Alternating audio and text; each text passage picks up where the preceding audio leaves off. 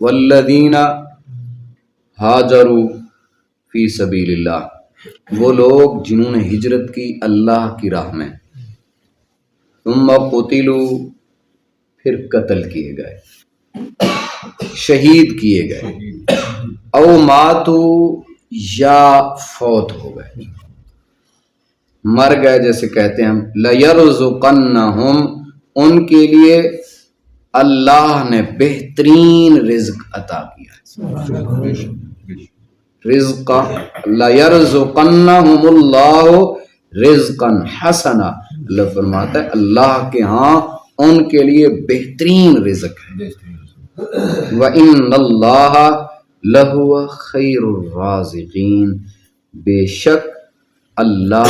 بہترین رزق دینے والا ہے،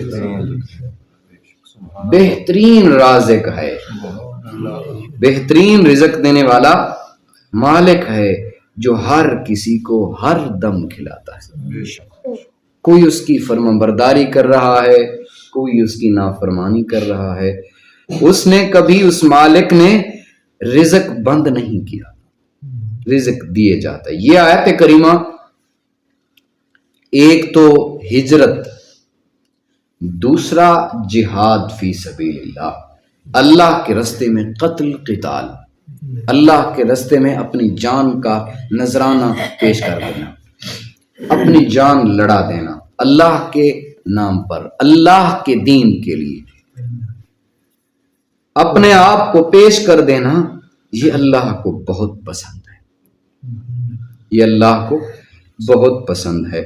نبی پاک صلی اللہ علیہ وآلہ وسلم کے اس پر بہت زیادہ فرامین ہیں، اللہ کے نبی نے بہت بڑے درجات بتائے ہیں۔ حضرت مقدام بن معدی کرب، حضرت مقدام بن معدی کرب رضی اللہ عنہ بیان کرتے ہیں، رسول کریم صلی اللہ علیہ وسلم نے ارشاد فرمایا، جو شہید ہے نا، جو اللہ کے حضور اپنی جان کا نذرانہ پیش کرتا ہے، اسے اللہ تعالیٰ 6 ایسے انعامات عطا کرتا ہے، اس شہید کا دل چاہتا ہے دوبارہ دنیا میں جاؤں، دوبارہ قتل، 6 بہت بڑے انعامات سے اللہ تعالیٰ نوازتا ہے۔ ان 6 انعامات بتانے سے پہلے ایک روایت اور بتا دو۔ حضرت ابو ہریرہ رضی اللہ تعالی عنہ کی روایت ہے، میرے کریم خاص کر جو ہمارے فوجی جو بارڈروں پر کھڑے ہیں، ان کو میں اکثر مجاہد کہتا ہوں، میں مجاہد کہتا ہوں، باقی بڑوں کی بات نہیں کرتا، جو بارڈر پر کھڑے ہیں یہ مجاہد ہیں۔ ان سے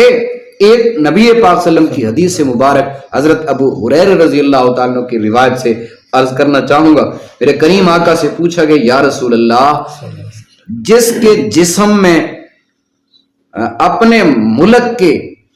بارڈر پر پہرا دیتے ہوئے کوئی زخم ہو جائے،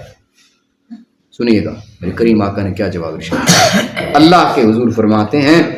مجھے اس ذات کی قسم ہے جس کے قبضہ قدرت میں محمد کی جان ہے، صلی اللہ، اگر آپ چاہیں تو درود پاک پڑھ لیں، صلی اللہ علیہ وسلم۔ اللہ کے حبیب نے فرمایا، جس کے قبضہ قدرت میں میری جان ہے، جو شخص اللہ کی راہ میں زخمی ہوتا ہے، جو شخص اللہ کی راہ میں زخمی ہوتا ہے، اللہ ہی کو علم ہے وہ کس کی راہ میں زخمی ہوا۔ یہ جو زخمی ہوتے ہیں بارڈروں پر، یہ مسلمانوں کی حفاظت کرتے ہوئے یہ بارڈروں پر موجود ہیں، میں اور آپ سکون سے سوتے ہیں، میں اور آپ تسلی سے نماز پڑھ سکتے ہیں، سکون سے اللہ اللہ کرتے ہیں، اپنی مسجدیں آباد کیے ہوئے، یہ ان لوگوں کی قربانی ہے۔ اللہ کے نبی فرماتے ہیں کہ یہ جو زخم، شہادت کی بات آگے ہے جو میں نے پہلے کہا، وہ بات بعد میں روایت عرض کروں گا، جس کو کوئی زخم پہنچتا ہے، میرے کریم آقا اس کے بارے میں ارشاد فرماتے ہیں، نبی مکرم صلی اللہ علیہ وآلہ وسلم نے ارشاد فرمایا، قیامت والے دن اس کے خون کو حاضر کیا جائے گا، اور وہ بھی مشک کے خوشبو کے ساتھ، وہ بھی مشک کی خوشبو کے ساتھ، وہ زخم کا جو خون ہے، زخم شہادت نہیں، زخم۔ حضرت مقداد بن معدی قرب رضی اللہ تعالی عنہ فرماتے ہیں نبی پاک صلی اللہ علیہ وسلم نے ارشاد فرمایا شہید اللہ کے نزدیک 6 خصوصیات کا حامل ہوتا ہے، 6 اللہ تعالیٰ اسے انعامات عطا، پہلی جو اللہ تعالیٰ نعمت عطا کرتا ہے نا شہید کو، جو پہلی نعمت ہے، سنیے گا کتنا بڑا درجہ ہے شہادت کا۔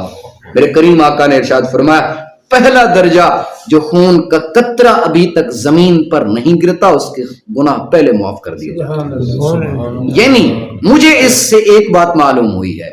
اس پہلی خصوصیت سے، اگرچہ بندہ گناہگار ہے، اگرچہ گناہگار ہے، لیکن اللہ کے نام پر اپنی جان کو لڑایا، اللہ کے نام پر اور دین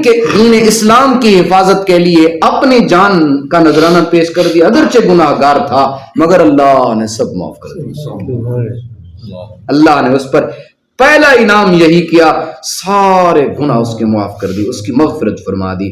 اور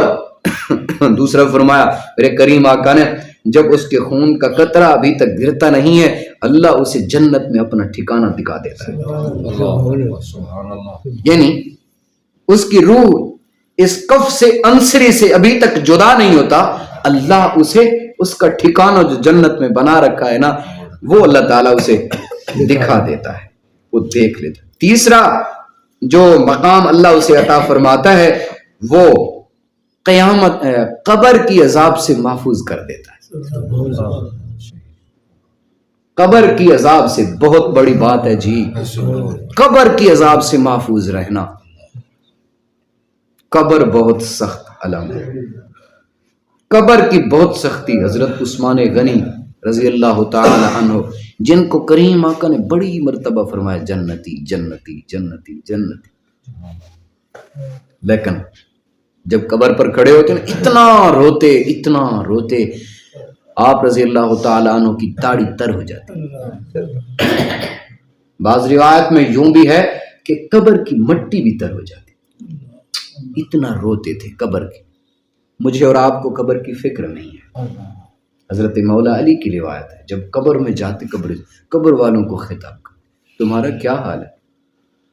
روایت ایک بہت مشہور ہے، تمہارا کیا حال ہے، تمہارے پیچھے جو چھوڑ کے آئے ہو بیویاں وہ اوروں سے نکاح کر گئیں، تمہاری جو جائیداد تھی وہ اوروں میں تقسیم ہو گئی، تمہارے جو بیٹے تھے وہ اپنے کام میں مصروف ہو گئے، بتاؤ تمہارا کیا حال؟ جس جائیداد کی خاطر ہم بھاگتے ہیں وہ اوروں میں تقسیم ہو جاتی ہے، جو بیٹے اولاد ہے وہ اپنی مگن میں مدعو ہو جاتے ہیں، جو بیویاں ہیں وہ اوروں سے نکاح کر کر ہوش بھی نہیں ہوتا، جن کی خاطر بندہ نہ جھوٹ دیکھتا ہے نہ سچ دیکھتا ہے نہ حلال دیکھتا ہے نہ حرام دیکھتا ہے، بس کمائے جا رہے ہیں ان کے لیے۔ جی وہ خطابات ہیں جن کو ہمیں دل میں مسلمان کو رکھنے چاہیے تھا، ان کو ماننے والوں کے لیے، جو ماننے والے ہیں ان کے الفاظ ان کی زبان سے نکلے انہیں یاد رکھنا چاہیے مسلمان کو۔ قبر روزانہ پکارتی ہے بندے کو، اللہ کے نبی کی حدیث مبارک روزانہ پکار کر کہتی ہے بندے خیال رکھنا میں کیڑے مکوڑوں اور وحشت کا گھر ہوں، کیڑے مکوڑوں اور وحشت کا گھر ہوں، سنبھل کر آنا، اندھیرا ہے روشنی لانا، مجھ میں عذاب ہوتا ہے حفاظت کے لیے کوئی اپنا بندوبست کر کے آنا۔ مسلمان کو خبر ہی نہیں ہے، کاش کہ ہمارے وہ کان ہوں کہ ہم ان کی آواز سنیں۔ اچھا بندہ جب مرتا ہے دنیا سے جاتا ہے نا، دو قسم کے بندے ہوتے ہیں، ایک نیک ہے ایک بد۔ جب نیک دنیا سے جاتا ہے تو یہی قبر یہی مٹی کہتی ہے آ میری آغوش میں آ جا، تو جب دنیا میں رہتا تھا مجھے زمین والوں سے زیادہ پسند تو تھا، آج تو میرے اندر آ گیا میری گود میں، آج بھی تو ہی پسند ہے میری آغوش میں گود میں۔ اور جو گناہگار بدکار جب قبر میں جاتا ہے تو قبر کیا کہتی ہے ذرا الفاظ دل میں یاد کیجئے، اپنے ذہنوں میں گھمائیے گا، سوچئے گا ہم کیا کرتے ہیں۔ زمین کہتی ہے جب تو دنیا میں رہتا تھا، زمین میرے پشت پر چلتا تھا تو زمین سے سب سے زیادہ نفرت مجھے تجھ سے تھی، تجھ سے تھی نفرت، محبت کی بات نہیں ہے۔ آج میرے اندر آ گیا ہے تو اللہ کے حبیب فرماتے ہیں اس کے بعد کیا انجام ہے؟ اللہ کے حبیب فرماتے ہیں اس کے بعد قبر دبوچ لیتی ہے، اور یوں دبوچتی ہے پسلیاں ایک دوسرے میں گھس جاتی ہیں۔ اللہ تعالیٰ پناہ دے، عذاب قبر سے اللہ بچائے۔